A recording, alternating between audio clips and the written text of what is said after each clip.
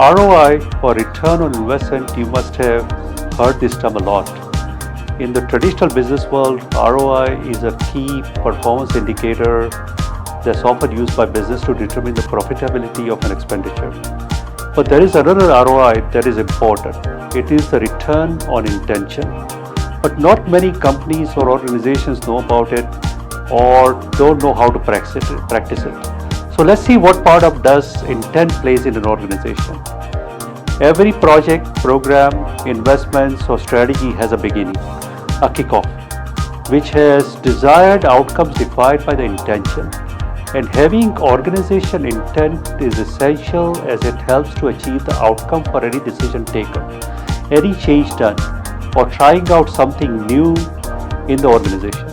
In simple words, your intent will drive your outcome. For instance, in marketing, the intent is to know the customer needs, engage with them, and give them a personalized experience.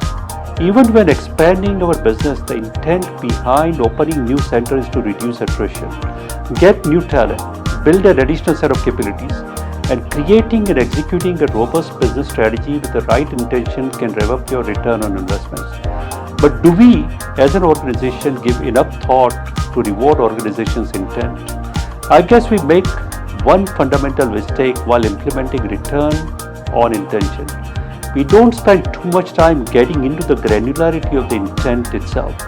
Rather, we get into the financial implications about how the person cost is, the real estate cost is, the hiring cost is, and how we put the financial model for the desired outcome. So the greater granularity one places in intention side of it and truly measures the criteria of those rules, the better we will be at reducing our risk, taking out our unknowns, and improving the return on investment. So I think return on intent is very, very important to drive the right level of right return on investments.